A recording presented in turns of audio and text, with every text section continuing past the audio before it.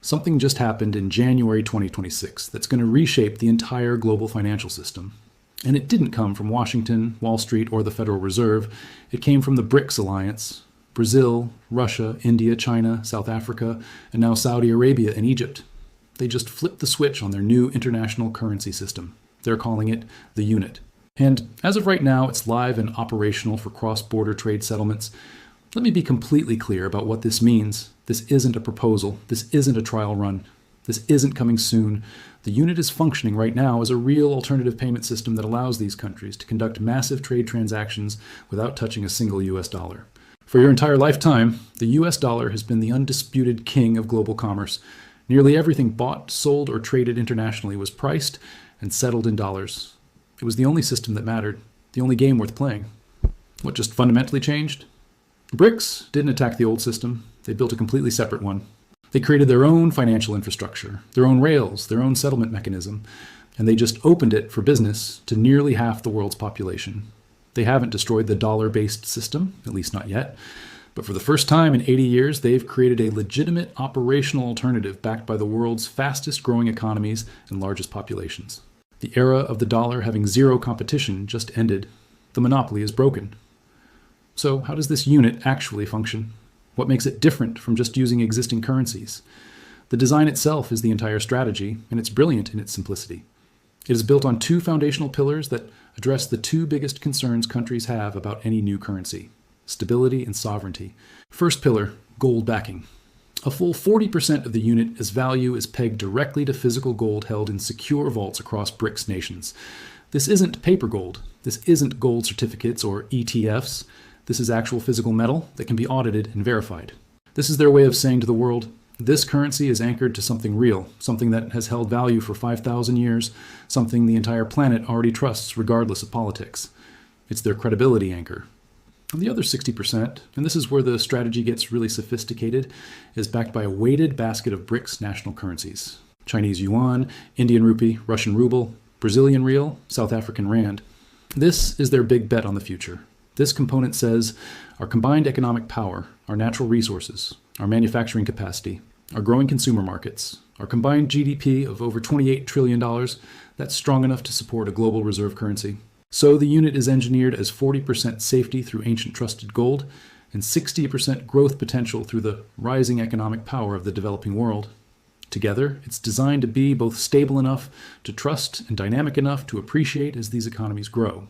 This isn't just a new payment method. This is a direct structural challenge to the way global money has functioned since Bretton Woods in 1944. So why now? Why did these nations decide that January 2026 was the moment to launch their own monetary system? What was the trigger? The answer is February 2022. After Russia's invasion of Ukraine, Western nations led by the United States did something unprecedented in modern financial history.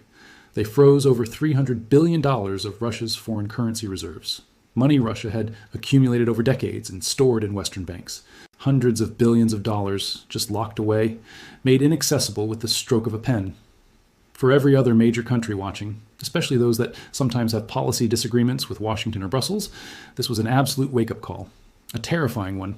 It demonstrated in the starkest possible terms that the entire global financial system, the architecture built on dollars, euros, and Western banking infrastructure, could be weaponized against you. If your reserves are held in their system, they control your wealth. And if it could happen to Russia, a nuclear-armed G20 economy, it could happen to anyone. Saudi Arabia watched, China watched, India watched, Indonesia watched, Turkey watched, and they all thought the same thing: we're vulnerable. Our national savings could be deleted overnight if we crossed the wrong line. Finding a plan B went from a quiet diplomatic discussion to an urgent national security priority. The unit is that Plan B made operational. It's not about starting a financial war with the West. It's about building a financial shield. They're constructing a parallel network where their trade, their reserves, their economic sovereignty cannot be frozen, sanctioned, or controlled by external powers who don't share their interests. It's a direct response to a single powerful lesson. If you don't control the financial system you operate in, that system can be used to control you. Now you might be thinking, this sounds good on paper, but does it actually work in practice? Can countries really trade at scale without the dollar? The answer is demonstrably yes. And we don't have to speculate because we already have proof of concept operating at massive scale right now. Look at Russia and China. Today, in January 2026, approximately 90% of bilateral trade between these two economic giants, a flow of hundreds of billions of dollars worth of oil, gas, machinery, electronics, agricultural goods, is conducted without using a single US dollar. Zero. They settle in rubles and yuan directly. This is the real-world beta test for everything the unit aims to accomplish on a global scale. Russia and China didn't wait for some perfect system to be built. They needed to survive Western sanctions, so they pioneered the workarounds. Think of it this way. The unit is the new superhighway that BRICS just officially opened. But Russia and China have been driving on the back roads and side streets for 4 years, successfully avoiding the dollar toll booths, proving the route works. Their 90% figure isn't a projection or a goal. It's current reality, verified by trade data, and it represents the first major undeniable structural crack in the absolute dominance of the dollar in global trade. It proves that dollar-free trade at scale isn't just theoretically possible. It's already happening between two of the world's largest economies. Let's talk about the scale of this launch, because scale is what transforms an interesting experiment into a genuine threat to the existing system. This is not a fringe coalition of small economies trying to make noise. The BRICS alliance, now expanded to include major players like Saudi Arabia, UAE, Egypt, Ethiopia, and Iran, represents a staggering reality, nearly half of humanity. Approximately 46% of the global population now lives in BRICS member or partner nations. That's over 3.6 billion people. Think about that number in practical terms. The unit isn't launching into a theoretical future market. It's launching with an immediate, built-in user base of billions of people and some of the world's largest economies. It has instant purpose and instant demand because this massive block of nations can immediately begin using it to settle trade amongst themselves. Oil from Russia to India, electronics from China to Brazil, agricultural products from Brazil to China, manufactured goods from India to Egypt. All of this can now flow through unit-based settlement. This sheer scale of population, combined economic power of over $28 trillion in GDP, and control over critical resources, oil, gas, rare earths, agricultural commodities, is what makes this move so historically significant. It gives the project a gravitational pull and potential global impact that simply cannot be dismissed or ignored by Western financial authorities. And this directly impacts something you might already own, gold.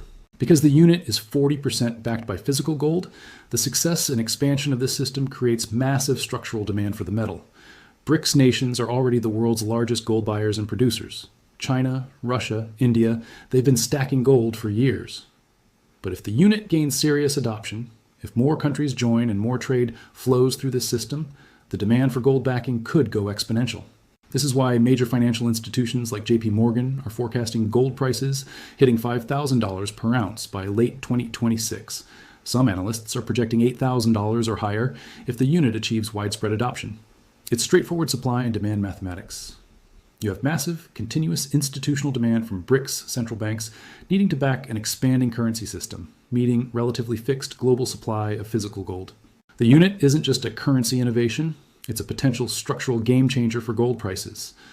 Every transaction settled in units requires gold backing. More units means more gold demand.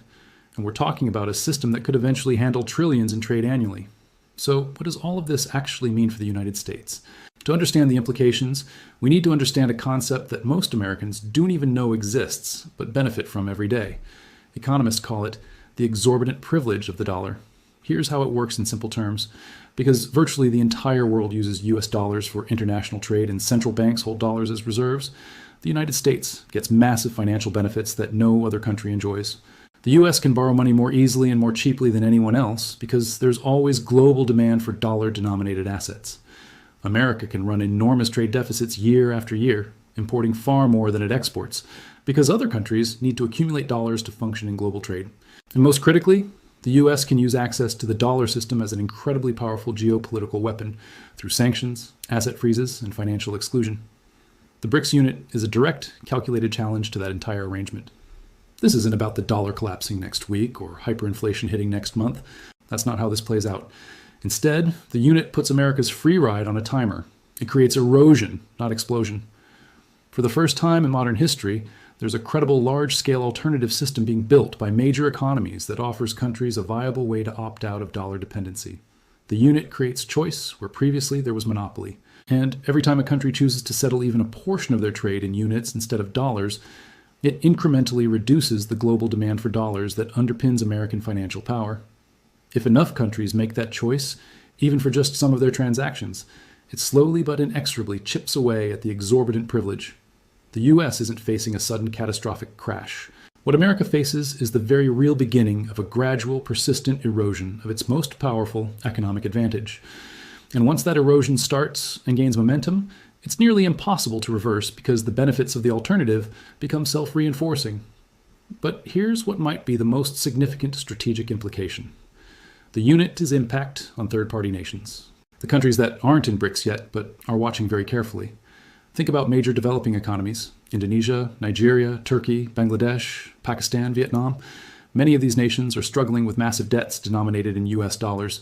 They're caught in currency traps where their local money depreciates, but their debt obligations stay in expensive dollars. They're also frequently caught between competing geopolitical pressures from the US and China. For their leaders and central bankers, the BRICS unit isn't about ideological loyalty to China or Russia. It's about something much more practical and immediate: options and leverage. The ability to diversify risk, a way to trade with major partners without being completely exposed to dollar volatility or Western foreign policy decisions. A potential escape route if they face sanctions or financial pressure. Every time one of these countries faces economic stress related to dollar debt, every time they feel squeezed by dollar-based sanctions, every time they watch the Federal Reserve make policy decisions that cause chaos in their currency markets, the BRICS alternative becomes more attractive. This is how a monetary shift becomes a geopolitical realignment. The unit acts like a gravitational force, pulling in nations that want more independence and financial sovereignty. It won't replace the dollar for everyone overnight, but it begins to bifurcate the world into different financial spheres of influence. And the existence of the unit, functioning and operational, signals to the next wave of countries that joining is now a realistic option. The system is built, tested, and ready for expansion. That optionality is the real threat to dollar dominance. Now we have to address the elephant in the room, the biggest question mark and the most significant challenge to the long-term success of the unit.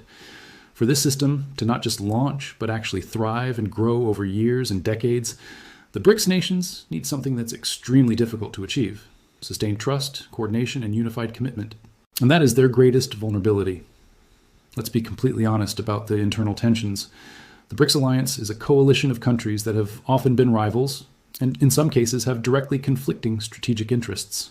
China and India, the two largest members and demographic giants, have active border disputes and have had deadly military clashes as recently as 2020. Their competition for regional influence in Asia is intense. Russia and China present a united front against the West, but historically, they've been rivals for Central Asian influence and have a complicated relationship. Brazil's democratic government often has very different political values and priorities than Russia's authoritarian system. South Africa's economy is tiny compared to China's and India's, creating asymmetry in influence and benefits. Managing a shared currency system requires giving up significant amounts of individual monetary sovereignty and policy control. That's an enormous ask for any proud, powerful nation. What happens during the inevitable economic crises? If one member country faces a severe recession or currency crisis, do the others bail them out? Who decides monetary policy? Who controls the gold reserves? What if political relationships deteriorate between members? These are the kinds of questions that tore apart previous monetary unions. The European common currency, the euro, nearly collapsed during the Greek debt crisis precisely because of these coordination problems.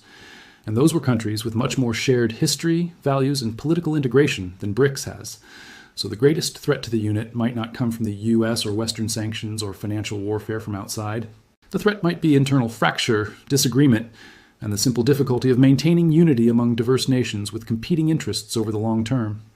This is the vulnerability that Western analysts are counting on. The bet that BRICS will eventually fracture under the weight of its own contradictions. But here's the counter-argument that's important to consider. Shared opposition can be a powerful unifying force. The BRICS nations may have differences, but they share one overwhelming common interest: reducing dependency on a Western-dominated financial system that can be weaponized against them. That shared motivation, driven by genuine security concerns after watching Russia get financially isolated, may be strong enough to overcome internal differences, at least for the foreseeable future. So let's synthesize everything and arrive at the bottom line. What's the final assessment of the BRICS unit going live in January 2026? This is not the story of the US dollar dying next month. That's a sensational headline designed for clicks, but it's not grounded in reality. The launch of the unit is better understood as the starting gun for a long, slow-motion transformation of the global financial architecture. The unit's real victory isn't immediately replacing the dollar. Its success is simply existing and functioning as a credible working alternative. For 80 years since Bretton Woods, there was effectively no choice in reserve currencies in international settlement. The dollar was it.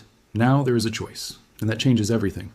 What we are witnessing in real time is the end of a total monopoly and the beginning of genuine competition in global reserve currencies. What this means in practical terms: the dollar's dominance will face steady, incremental pressure rather than a single catastrophic collapse.